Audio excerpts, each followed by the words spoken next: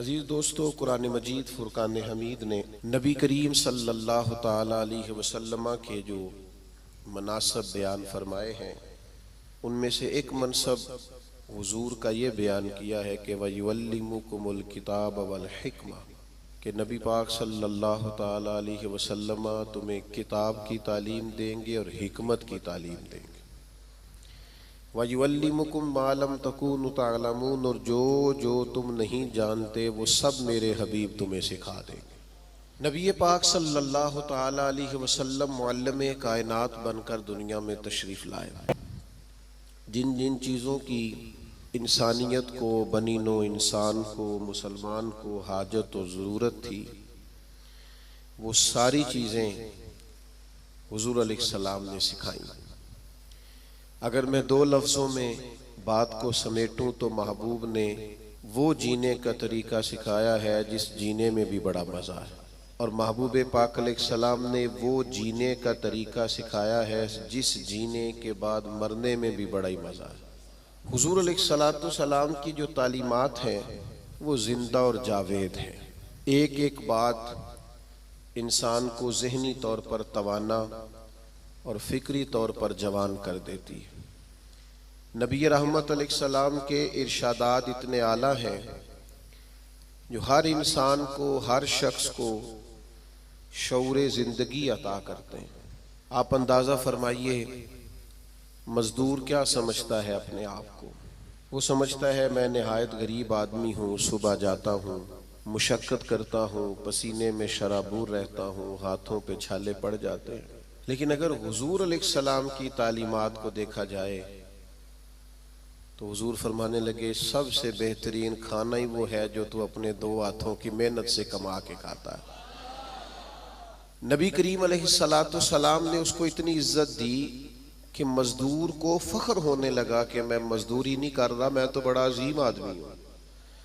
हर शख्स के बारे में जो हुजूर की तालीम, आप यकीन करें, हमारी जितनी भी ज़िंदगी में, हमारे जहनों में, हमारे मिजाजों में, हमारी तबीयतों में जितना भी इस्तिराब पैदा होता है, जितनी भी बेचैनी पैदा होती है, किसी जगह किसी मकाम पर अगर कोई उलझाव पैदा होता है तो उन सारे सवालों के जवाब अल्लाह के रसूल ने इरशाद फरमाए। हम चूँकि किताब व सुन्नत की तालीमात के मामले में बहुत गहरा उतरते ही नहीं, ज़्यादा तवज्जो ही नहीं करते, इन हिमाक के साथ उन चीज़ों को लेते नहीं, वरना एक एक पहलू पर हुजूर ने तालीमात बयान फरमाई। और फिर उसके साथ साथ जो कमाल है वो ये है कि महबूब करीम ने सिर्फ किताब की तालीम नहीं दी, हिकमत भी सिखाई।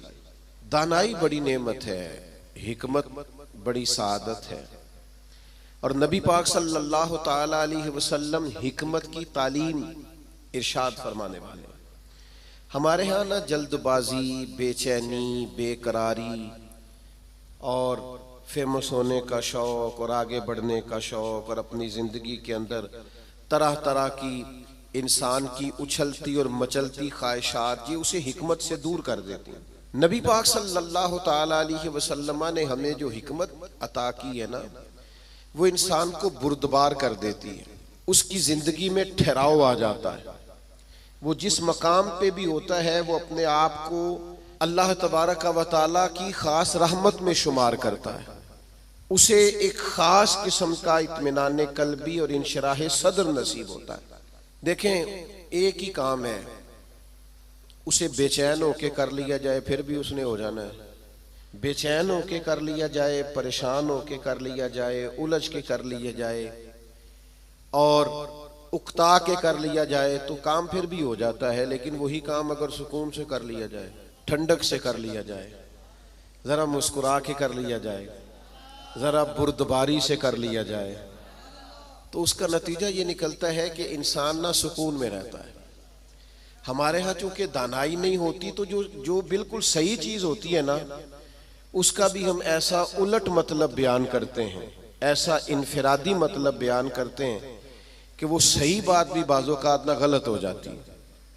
आप सही बात भी करें, वो कुछ लोग कहते हैं जी मैं इसलिए कड़वा हूँ कि मैं सच बोलता हूँ, तो मैंने कहा ऐसी बात नहीं है। दुनिया में सबसे ज़्यादा सच नबी करीम ने बोला है। पर इतना मीठा करके बोला है कि दिल नहीं रूह तक उतर गया है। अजीज दोस्तों, एक बादशाह ने ना ख्वाब देख लिया था। उसने ख्वाब देखा कि मेरे सारे दांत टूट गए। उसने एक ताबीर बताने वाले से ताबीर पूछी कि ये मेरे सारे दांत टूट गए, इसकी ताबीर क्या है? तो वो ताबीर बताने वाला परेशान होकर कहने लगा, बादशाह बात बड़ी खौफनाक है। जो ख्वाब आपको आया है, ताबीर बड़ी खतरनाक है। ताबीर ये है कि आपके सारे रिश्तेदार, बहन भाई, बीवी, बच्चे आपकी जिंदगी में फौत हो जाएंगे। बादशाह को बड़ा गुस्सा आया, उसने सजा दी कि कैसी खौफनाक खबर सुना रहा है, सारे चले जाएंगे तो मैंने जी के क्या करना। कुछ दिनों के बाद एक और ताबीर करने वालों को बुलाया और उसे बुला के कहा कि मैंने ये ख्वाब देखा है कि मेरे सारे दांत टूट गए हैं, तो ताबीर क्या है? तो वो कहने लगा, बादशाह ये तो बड़ा अच्छा ख्वाब है। उसने कहा क्या मतलब? कहने लगा, इस ख्वाब की ताबीर ये है कि आपके खानदान में से सबसे लंबी उम्र अल्लाह आपको अता फरमाएगा। बादशाह ने इस बंदे को इनाम दिया, ताइफ दिए और बार बार आने की दावत दी। मेरा ख्याल है ताबीर एक ही नहीं बताई दोनों ने, लेकिन बात अगरचे बेसलीका हो कलीम, पर बात करने को सलीका चाहिए। हम ना अपने बच्चों को इस तरह समझाते हैं कि वो बच्चे बजाय समझने के नाराज हो जाते हैं। हमारा समझाने का अंदाज बाज़ोकात इल्ला माशाल्लाह तौहीन आमेज होता है। हमारा बाज़ोकात बाज लोगों से मिलना, बाज लोगों के साथ रब्त रखना, उसमें खूबसूरती नहीं होती। दानाई, तदब्बुर, हिकमत, मामला फहमी, ये एक बड़ा जरूरी काम है, एक बड़ा समझदारी वाला काम। नबी पाक सल्लल्लाहु ताला अलैहि वसल्लम ने हमें हिकमत सिखाई है, दानाई सिखाई। पता है मसाइल कब होते हैं? जब हम उन्हें जहन पे सवार कर लेते हैं। और जब परेशानी को ज़हन पे सवार ना किया जाए, फिर परेशानी नहीं रहती, फिर बंदा आसानी से उस परेशानी से गुजर जाता है। बड़े तदब्बुर के साथ रोजमर्रा के मामलात को डील करें। मेरे पास एक दोस्त अपने बच्चे को लेके आए, कहा हज़रत इसको दम कर दें, और साथ उन्होंने कहना शुरू किया, बाकी तो इसके बहन भाई बड़े अच्छे थे, ये जिद्दी भी बहुत है और अड़ भी बड़ी जल्दी जाता है, और इसके मिजाज में तलखी भी बहुत ज़्यादा है, और इसकी तबीयत के अंदर सख्ती। दो चार बातें उन्होंने की तो मैंने कहा कि आप तो इसके वालिद हैं, अगर आप ये लबो लहजा इसके बारे में बयान करेंगे ये तो सारे खानदान से कट जाएगा। आपको तो ऐसा करना चाहिए था कि अगर आप इसे समझाते भी तो इस तरह समझाते कि इसे पता ही ना चलता मुझे कोई समझा रहा है। आप इसको जिद्दी कह रहे हैं, इसका तो ज़हन बन जाएगा, मैं तो वाकई जिद्दी हूं, तबीयत बन जाएगी, जहन उसका उलझ जाएगा। हिकमत के साथ अपने मुखालिफ को भी कभी डील करें ना। आपकी तवज्जो है मेरी बात पर? अपने मुखालिफ को भी कभी डील करें ना। हम ना बाज दुश्मनों को इतनी अहमियत देते हैं कि वो तगड़े हो जाते हैं। कुछ दुश्मन ऐसे होते हैं जिनके बारे में कुरान का हुक्म यह है कि वइज़ा खातबहुमुल जाहिलूना कालू सलामा, जब तुम्हारा जाहिलों से आमना सामना हो तो तुमने कहना है भाई तुम्हें सलाम हो। हर आदमी से उलझेंगे नहीं, हर एक से बहस नहीं करेंगे, हर एक के बारे में ये जहन नहीं बनाएंगे कि ये भी मेरा दुश्मन है, ये भी मेरा मुखालिफ। इतनी जल्दी अपने जहन के अंदर तनाव नहीं पैदा करेंगे। एक सहाबी आए हुजूर की खिदमत में, मिशकात शरीफ में हदीस मौजूद है। अर्ज किया, या रसूल अल्लाह सल्लल्लाहु ताला अलैहि वसल्लम, कुफार आपका नाम बिगाड़ के लेने लगे हैं, माज़अल्लाह सुम्मा माज़अल्लाह। वो कहते हैं अगर हमने मोहम्मद मान लिया तो मोहम्मद का माना तो वो है जिसकी तारीफ की जाए बार बार।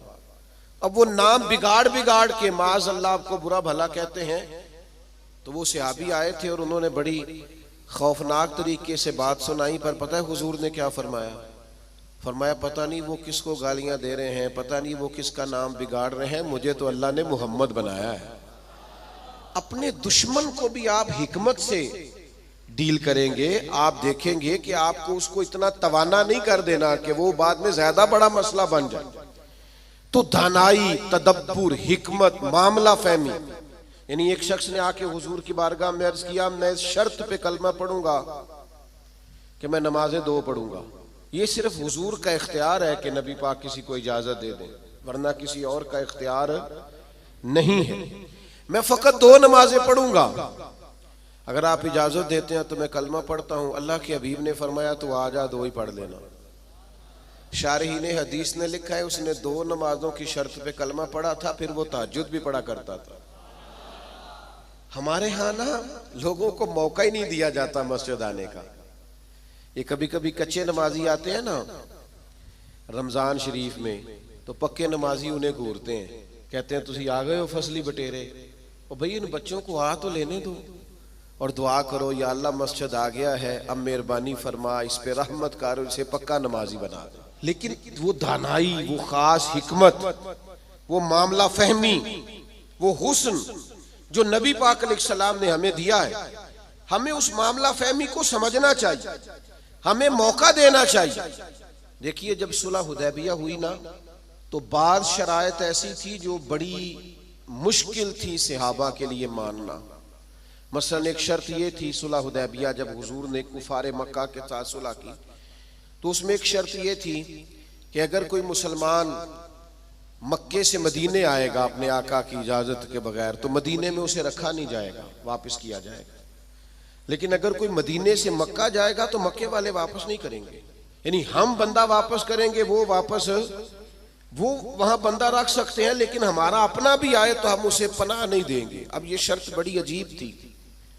हजरत उमर रदी अल्लाह ताला अन्हु परेशान हो गए, बुखारी शरीफ में मौजूद है, और जाके अर्ज की या रसूल अल्लाह सल्लल्लाहु ताला अलैहि वसल्लम, आप भी सच्चे हैं, कुरान भी सच्चा है, इस्लाम भी सच्चा है, फिर हम दब के सुलह क्यों करें? तो नबी करीम ने फरमाया उमर मैं अल्लाह का रसूल हूँ, मैं वही कहता हूँ जो मेरा रब हुक्म इरशाद फरमाता है। फरमाते हैं मैं जनाबे सिद्दीक अकबर के पास भी गया कि ये अजीब बात है कि वो बंदा वापस नहीं करेंगे, हमें वापस करना पड़ेगा, तो ये हम दब के सुलह क्यों करें जब कुरान सच्चा, इस्लाम सच्चा, नबी करीम सच्चे। तो हजरत अबू बकर सिद्दीक के ईमान पे कुर्बान जाए, उन्होंने भी वही लफ्ज दोहराए, कहने लगे उमर वो अल्लाह के रसूल है, वो जो बात भी करते हैं रब करीम के हुक्म से करते हैं, लिहाजा उन्होंने जो कर दिया ठीक है।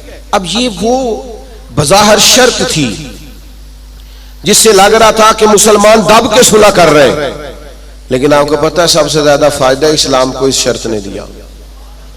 वो जो मुजाहिदीन इस्लाम मक्का मुकरमा से हिजरत करके मदीना तैयब आते, उन्हें पता था कि हुजूर अलैहिस्सलाम हमें नहीं रखेंगे। हजरत अबुल बसीर रदी अल्लाह ताला अन्हु और इस तरह के कुछ और सहाबा, ये जब मदीना तैयबा आए और हुजूर ने वापस किया, तो इन्होंने एक तीसरे मकाम पे डेरा लगाया। वहां सारे मुजाहिदीन आहिस्ता आहिस्ता इकट्ठे होने लगे। उसका नतीजा ये निकला कि काफिर जब भी वहां से गुजरते उन्हें तकलीफ का सामना करना पड़ता, तो जिस शर्त पर वो बड़े डटे हुए थे ना कि हमने मनवा लिया है, सबसे पहले कुफारे मक्का इकट्ठे होके आए कि मेहरबानी करें इस शर्त को तो खत्म करें, आप अपने लोगों को बुलाएं मदीना मुनव्वरा। तो तदब्बुर, दानाई, मामला फहमी। हम ना आहिस्ता आहिस्ता बड़े जल्दबाज हो गए हैं, तबीयतों में बेचैनी, बेकरारी, एक बात ना हमारी मानी जाए हम परेशान हो जाते हैं, जरा बराबर हमारी तबीयत के मुखालिफ कोई शख्स बात कर दे हम डिस्टर्ब हो जाते हैं। हमारा माहौल इस कदर ज्यादा पेचीदा हो जाता है ज़हनी कि जो बड़े बड़े बासलाहियत लोग हैं, बड़े बड़े बाशऊर लोग, वो भी हकीम ना होने की वजह से, दाना ना होने की वजह से अपनी सलाहियतों से कोई फायदा नहीं उठा सकते। मेरे नौजवान दोस्तों, मेरे बुजुर्गों, अपनी जिंदगी में कमाल बुर्दबारी पैदा करें, कमाल हौसला पैदा करें, तबीयत के अंदर ठहराव लाए। आप महसूस करेंगे कि बहुत सारे बिगड़े हुए काम संवरने लगे। आप कितनी भी जल्दबाजी कर लें, जब तक अल्लाह का हुक्म नहीं होना काम दुरुस्त, आप डॉक्टर के पास दवाई लेने जाते हैं, आपके मर्ज की तशखीस होने के बाद डॉक्टर साहब नुस्खा लिखते हैं, कहते हैं ये एक पत्ता गोलियों का ले लो, एक सुबह खाना, एक दोपहर खाना, एक शाम खाना, और ये सिरप ले जाओ, एक चम्मच सुबह इस्तेमाल करना, एक शाम करना। तो अगर कुछ शख्स कहे मुझे जल्दी है ठीक होने की, मैंने सारी गोलियां इकट्ठी खानी है, वो कहे मुझसे इंतजार नहीं होता, मैंने सारा सिरप इकट्ठा ही पीना है, ठीक होगा कि ज्यादा बीमार हो जाएगा। वो गोलियां, वो दवाई है शिफा के लिए, लेकिन अगर आप उस दानाई के तरीके के मुताबिक इस्तेमाल नहीं ना करेंगे जो इस्तेमाल करने का तरीका है, तो उसका असर गलत होने लगेगा। हमारे मिजाज का जो उलझाव होता है और तबीयत की जो जल्दबाजी होती है, और ये जो बार बार जिन लोगों को गुस्सा आता है और जो बार बार जबर में आ जाते हैं, बार बार ठंडे हो जाते हैं, ताने शाने कभी मिल जाए तो सुन लेने चाहिए, क्या हर्ज है? तानों का भी तो मजा है ना, ये मजा लें, ये सुरूर हासिल करें। मैं कॉलेज में पढ़ता था तो जो मेरा दोस्त सबसे ज्यादा मुझे तंग करता था ना, मौलवी कह कह के सबसे ज्यादा, फिर एक दिन उसी का मुझे फोन आया कि यार किधरे मिल तेरे ना तस्वीर खिंचानी, इंज भी सज्जन वाह वाह ते उंज भी सज्जन वाह वाह। तो एक दोस्त मुझे कहने लगे मैंने मिलाद की झंडियां और लाइटें लगाई हैं तो मुझे दो बंदे बड़े ताने देते हैं। मैं क्या बस दो, यानी हुजूर के नाम पे ताना खाना और दो से ही परेशान हो गया, ये 200 भी हो तो इसका मजा लेना चाहिए। जेकर यार दे नाम दा मिले मेणा, उन्होंने झोली पा लीए पुंजे सुटिए ना, तो जेकर यार दे नाम दी मिले सूली, फिर झूठा झूठ लीए पिछा हटिए ना। अगर कभी ये ताना मिलता है तो इसका मजा ले, आप इस खूबसूरती को एंजॉय करें। लेकिन आप परेशान हो गए हो फलाने ने 2 बातें कर दी तो अच्छा किया ना कर दी, अच्छा किया ना कर दी, आपको संभलने का मौका मिलेगा। वो जी सारे मेरा साथ छोड़ गए तो ठीक किया सबने, आप मजबूत हो जाएंगे जब सारे साथ छोड़ जाएंगे। जब सहारे हट जाते हैं तो इंसान को संभलने का मौका मिलता है। जब तक हम दानाई के साथ, हिकमत के साथ मामलात को नहीं लेके चलेंगे, आप अपने बच्चों की परवरिश करें तो वो तरीका जो हुजूर ने हमें हिकमत सिखाई, आप अपने बुजुर्गों की खिदमत करें तो वो तरीका जो नबी पाक ने हमें सिखाया, आप रिश्तेदारों के साथ लेन देन करें, मामला करें, तिजारत करें तो वो तरीका इख्तियार करें जो हुजूर ने हमें सिखाया। आप अपनी तबीयत के अंदर एक अजीब सा सुकून महसूस करेंगे। फैसले इस तरह के करें कि थोड़ा सोच समझ कर, जज्बाती फैसले कभी ना करें। हुजूर के ऐलान नबुव्वत से पहले जब दोबारा बैतुल्लाह शरीफ की तामीर की थी ना अहले कुरैश ने, अब चूंकि वो थे तो सारे आपस में, पर हर कबीला एक दूसरे से लड़ता बहुत था, तो हर बात में लड़ पड़ते थे, मैंने आगे जाना है, मैंने आगे जाना है। तो वो सारे कबीले शामिल थे। अब जब बैतुल्लाह शरीफ की नई तामीर हो गई तो हजर अस्वद नस्ब करना था, उस पर झगड़ा हो गया। एक कबीला कहता है मैंने नस्ब करना है, दूसरा कहता है मैंने नस्ब करना है, तीसरा कहता है मैंने करना है। और कुछ तो ऐसे थे जिन्होंने प्याले में खून डाल के बीच में हाथ रख के कस्में भी उठा ली कि अगर हम नहीं करेंगे तो करने भी नहीं देंगे, फसाद होगा। फिर तय हुआ कि जो सुबह सबसे पहले हरम काबा में दाखिल होगा उससे फैसला कराएंगे। कमाल की बात यह कि सबसे पहले हरम काबा में रसूल रहमत तशरीफ लाए। असीर दुश्मन की चाह में भी, मुखालिफों की निगाह में भी, अमी है, सादिक है, मोतबर है, मेरा पैगंबर अजीम तर है। उन्होंने कहा ये तो सादिक और अमीन आ गए। उन्होंने कहा जी ये हमारा फैसला कर दें कि हजर अस्वद किस कबीले ने नस्ब करना है। तो नबी करीम अलैहिस्सलाम ने फरमाया कर देते हैं ना। सरकार ने चादर बिछाई, हजर अस्वद उसमें रखा, फरमाया सारे कबीले एक एक कोना पकड़ लो। वो सब ने एक एक कोना पकड़ लिया। जब हजर अस्वद के करीब गए तो महबूब ने वहां से उठा के हजर अस्वद वाली जगह पे रखा। अब चारों तरफ देखा तो सबको यूं ही लग रहा था मैं उठा के लाया हूं, मैं उठा के लाया, मैं उठा। हम तो अपने बच्चों के बीच लड़ाई करा देते हैं, ये कह कह के कि ए मेरा पुत्र ज्यादा लेके। हम तो अपने घर के अंदर फसाद, नाराज ना आइएगा मुझसे, हम फसाद डलवा देते हैं। ये बंदा ठीक है, ओ खुदा के बंदे सारे बेटे, सारी औलाद ही बराबर की। किसी ने पैसे ज्यादा कमा लिए, किसी ने कम कमा लिए, लेकिन अपना घर ना तबाह करें। आप दानाई के साथ, हिकमत के साथ, तदब्बुर। मैं छुट्टी का दिन था, मदरसे की सीढ़ियां चढ़ के अंदर दाखिल हुआ तो बच्चे आपस में खेल रहे थे और हल्की फुल्की शरारतें भी कर रहे थे। मुझे बड़ा जरूरी काम था पर मैं उन्हीं पैरों पे वापस आ गया। तो मुझे पूछने लगे कि जनाब आप गए नहीं। मैंने कहा बच्चे खेल रहे थे, अब मेरी तरफ देखते तो उनका खेल खराब हो जाता। तो भाई अब वो बेचारे हफ्ता भर पढ़ते हैं तो उन्हें कुछ खेलना भी तो है ना। तो आप थोड़ा मौका दें। हर मामले में, हर जगह जज्बातियत का शिकार हो जाना, उलझ जाना, गुस्सा करना, हुजूर अलैहिस्सलाम ने उसे पहलवान कहा है जो अपने आप पे कंट्रोल रखे। फरमाया वो पहलवान है जिसे अपने गुस्से पर कंट्रोल हो। अपने आप को संभाले, सारा कुछ ठीक हो जाएगा। अपने जज्बात को संभाले, सारा कुछ ठीक हो जाएगा। यानी आप बिला वजह किसी के बारे में कह रहे हैं कि वो बड़ा हो गया है, वो अब मशहूर हो गया है, वो अब आगे निकल गया है, वो मेरी बात नहीं सुनता। ऐसा नहीं है, कुछ तो मजबूरियां रही होंगी, यूं ही कोई बेवफा नहीं होता। आप थोड़ा सा ना मौका दें, आप चीजों को समझें और थोड़ा ना अपने ऊपर तवज्जो दें कि मैंने अपने आप को कंट्रोल में रखना है, मैंने अपने आप को समझाना है। बड़े बड़े महंगे महंगे होटलों में लोग जाते हैं और दूसरों को जाता देखकर परेशान भी होते हैं। मुझसे एक दोस्त ने पूछा, आपने बड़ी जगह देखी, मजा कहाँ आया? मैंने कहा वो जब अम्मा नहीं हांडी पकाती थी और कहती थी कि खाना लेके आया नहीं जाता, ये बैठने के लिए कोई चीज ले ले और यहाँ मेरे करीब ही आ जा। और फिर वो सालन देती दफा ये भी कहती थी, इक्को बारी मिलना ही दोबारा ना मंगी। वो जो लुत्फ है वो दुनिया के किसी 5 स्टार होटल में मुयस्सर आता। आप जिस हाल में हैं उसमें राजी रहें, अपने कल्चर से, अपनी तहजीब से, अपने आप से प्यार करें। भाई जिसको अल्लाह, वो जी मेरा कोई रिश्तेदार नहीं, जिसको अल्लाह ने तेरा चाचा बनाया तू कैसे इनकार करता है? जिसको अल्लाह ने तेरा मामू बनाया तू कैसे इनकार करता है? जिस खानदान को अल्लाह ने तेरा खानदान बनाया, रब ने बनाया, ये तेरी मर्जी।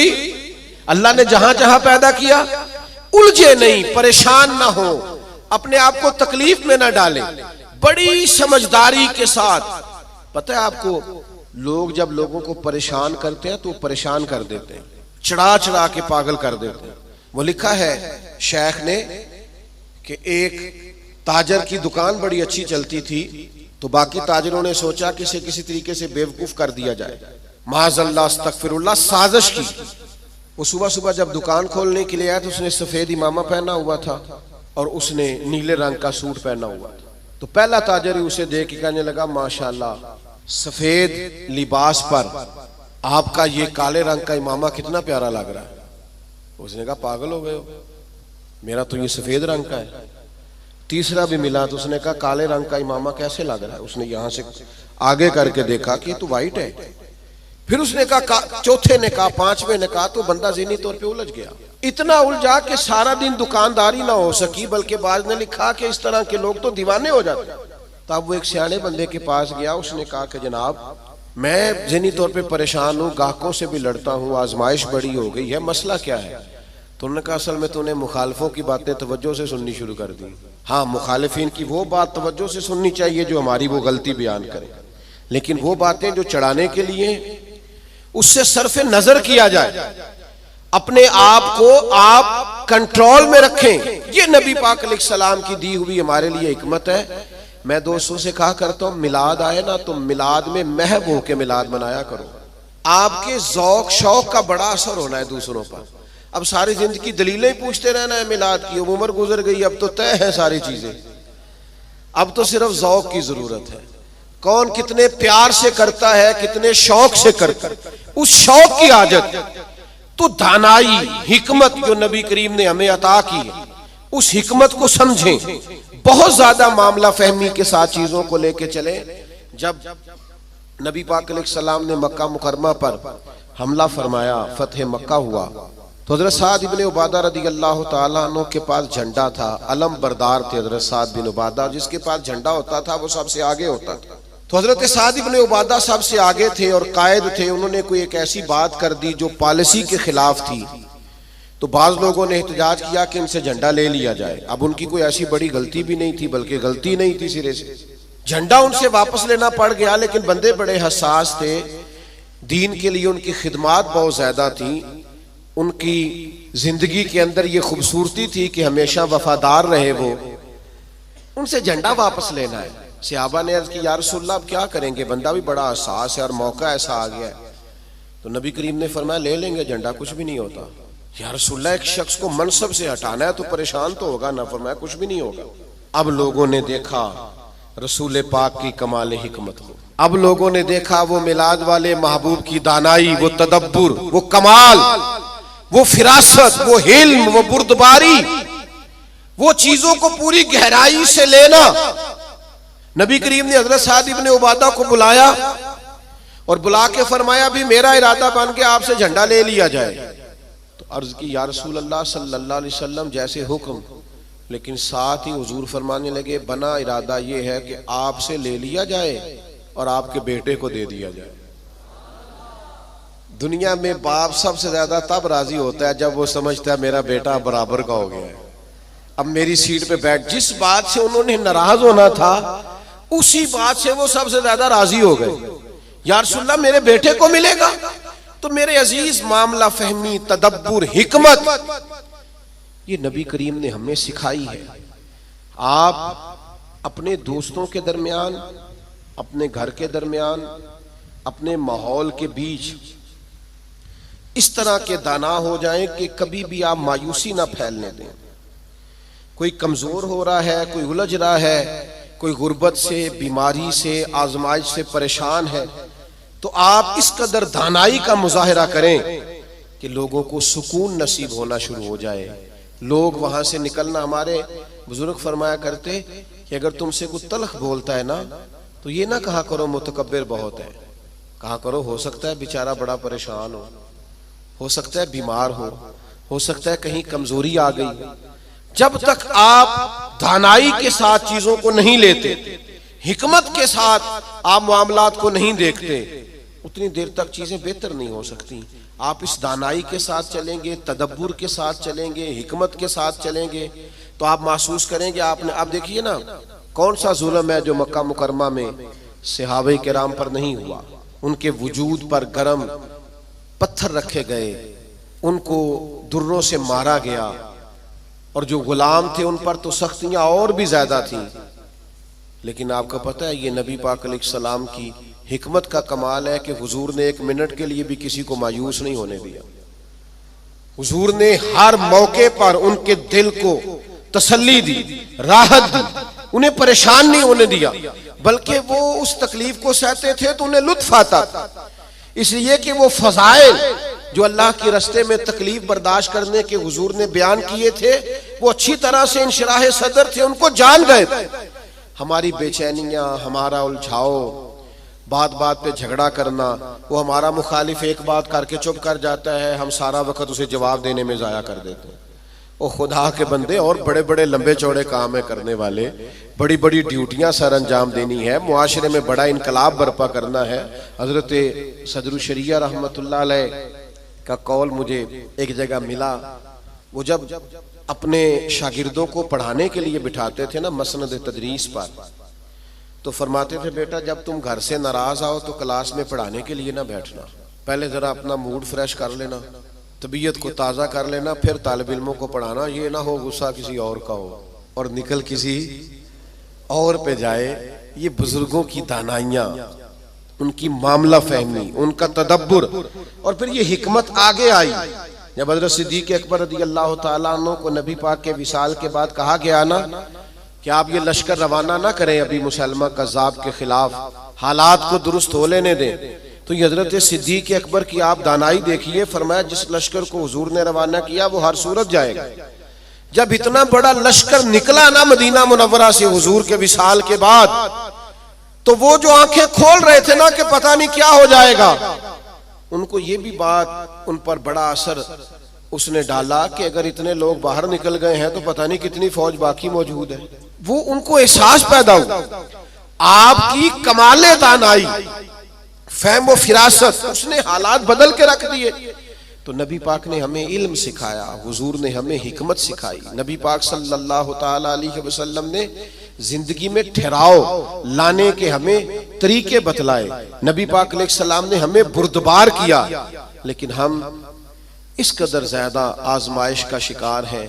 आप यकीन करें, बाज लोग बोल रहे होते हैं, सवाल कर रहे होते हैं, गुस्से का इजहार कर रहे होते हैं, तो दिल करता है उनसे कहा जाए कि ये आपकी शख्सियत से मैच नहीं कर रहा, आपकी जो अल्लाह ताला ने अजमत बनाई है उसके साथ ये चीज मैच नहीं हो रही।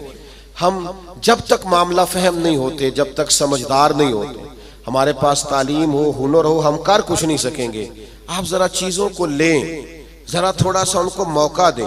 जरा मैं किसी शख्स से आपकी बहस हो जाए ना, तो उसने 4 बातें की, आपने 6 कर दी, फिर वो 10 कर देगा, फिर आपको 12 करनी पड़ेंगी। आप जीत सकते हैं। उसका बेहतरीन हल पता क्या है? वो बातें करे, आप जरा चुप कर दें। वो 2 करेगा, 4 करेगा, 6 करेगा, आखिर में कहेगा तू मैनू पागल समझना है। तो जवाब दे कि किसी को पागल नहीं किया जा सकता, चुप रह के दूसरे को पागल भी किया जा सकता है। अल्लाह माफ फरमाए माअज़ल्लाह। तो कभी कभी अपनी जिंदगी के अंदर खामोशी भी बहुत बड़ा तूफान होती है। फटाफट पर वो बहुत सारे लोग हैं, वो कहते हैं जी मैं इतने अच्छे अच्छे काम करता हूं तो देखें लोग तवज्जो नहीं करते। तो मैं कहता हूं लोगों के लिए करते हो तो फिर ले लो दाद, और अगर अल्लाह के लिए करते हो तो फिर इसका तो पता सुबह क़यामत चलेगा कि मालिक क्या एजाज देता है। अपने आप को सुकून में लाएं, बुर्दबार बने। करीम महबूब ने बुर्दबारी सिखाई, और इल्म का रास्ता इख्तियार करें, समझ का रास्ता इख्तियार करें। आप जब तक राह इल्म पर नहीं चलते, एक एक बात को सीखना शुरू नहीं करते, उतनी देर तक आपको आसानी नहीं मिलेगी। एक मेरी आपसे गुजारिश है, बात समेटने से पहले पूरा महीना मिलादे पाक का दुरूद पढ़ के गुजारें। मोबाइल रखे हुए ना आप सब ने माशाल्लाह, एक एक तस्बीह भी साथ रख लें। ये जिस तरह मोबाइल हाथ में हो तो चलता नहीं रहता, तस्बीह होगी तो वो भी चलेगी इंशाअल्लाह। दुरूद पाक पढ़ें, मिलाद शरीफ पे गुरबा से खास प्यार